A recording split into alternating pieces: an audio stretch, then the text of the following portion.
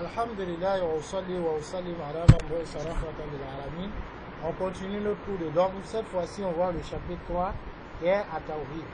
Dans cette leçon, on va voir la définition du Tawhid et de sa place. Deuxièmement, le fait du Tawhid sur chaque personne.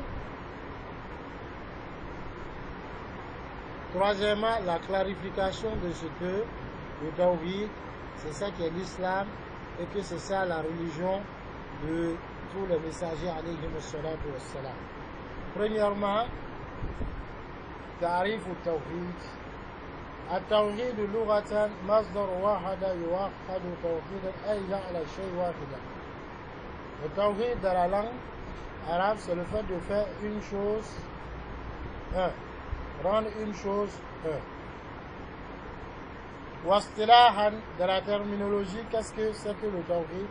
إفراد الله سبحانه وتعالى بما يختص به من الألوهية والربوبية والأسماء والصفات.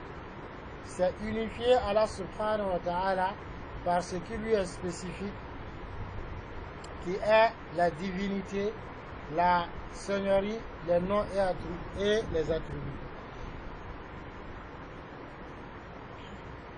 فالتوحيد في أصل اللغة والشريعة بمعنى الإفراد أي إفراده سبحانه وتعالى بهذه الخصائص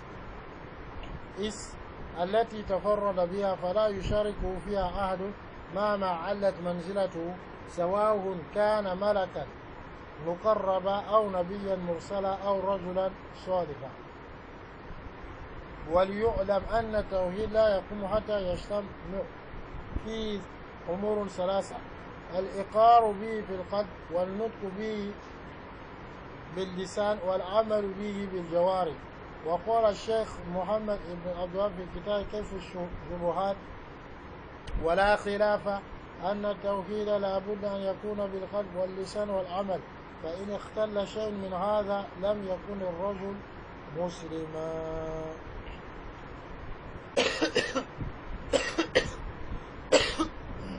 Donc,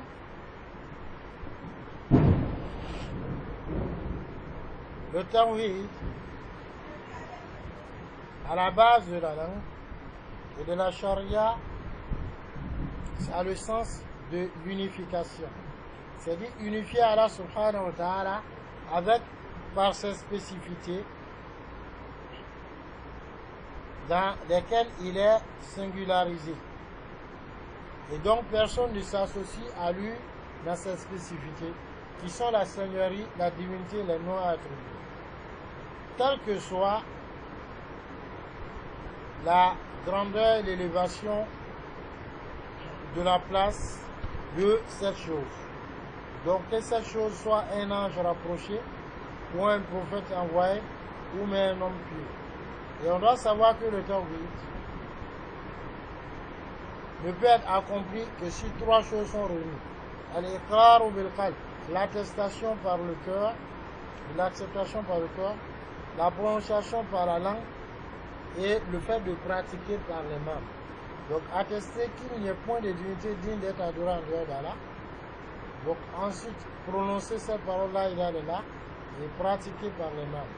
Cheikh Mohammed bin Abdul Wahab dit dans son livre Kashf al-Shubuhat, la mise en nu des ambiguïtés, il n'y a pas de doute que le tawhid, il faut forcément qu'il soit avec le cœur, la langue et l'action. Si l'une de ces choses manque, la personne n'est pas musulmane. Ensuite, le thème tawhid dans les sources du Coran et de la Sunna. Il y a des gens de la bid'a qui estiment que le thème tawhid n'a pas de fondement dans le livre d'Allah ni la Sunna de Rasulullah sallallahu alayhi wa sallam. Et ceci est faux. Une parole fausse.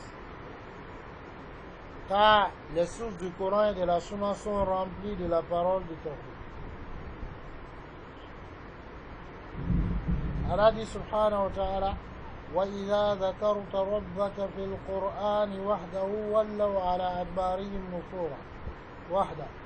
وقال تعالى: ذلكم بأنه إذا دعي إلى الله وحده كفرتم ويشرك به تؤمنون. وقال تعالى وبدا بيننا وبينكم العداوة والبغضاء أبدا حتى تؤمنوا بالله وحده. وقال تعالى وإلهكم إله واحد وغير ذلك كثير.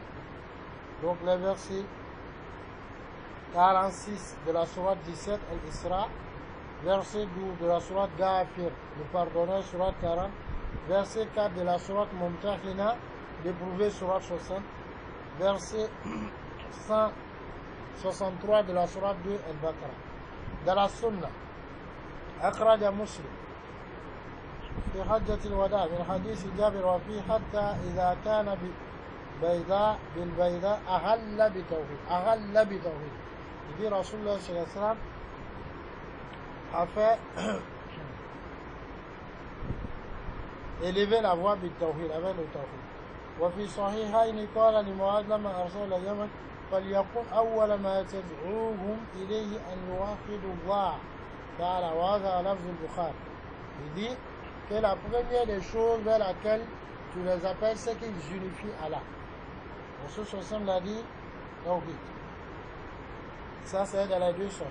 Et il a dit sur la scène Man wahhad Allah, celui qui unifie Allah, wa kafara bima yu'badu min dunillah, et qui mécroit en ce qu'on adore en dehors d'Allah, haruma maluhu wa damuhu wa bisabuhu Allah. Son sang, ses biens et son sang deviennent sacrés, donc interdits, on ne doit pas les toucher. Et son compte appartient à Allah subhanahu wa ta'ala. Le hadith est rapporté par Muslim. وقال صلى الله عليه وسلم بني الإسلام على خمس على أن يوحد الله وإقامة الصلاة. L'islam est basé sur 5 piliers. Il dit le fait d'unifier Allah subhanahu wa ta'ala et d'accomplir la salat. L'hadith est rapporté par les deux chefs Bukhari et Muslim, et le lafz, le terme employé ici, yuwahhid Allah, est le terme de Muslim. Donc à partir de cela, donc on se rend compte que le terme tawhid a son sens dans la langue arabe et a son sens dans la terminologie islamique, et ça a été employé plusieurs fois dans les sources du Coran et de la Sunna, pas comme des gens de Bid'a le disent que c'est quelque chose d'inventé. Car nous accorde la bonne compréhension. Assalamu alaikum wa rahmatullah.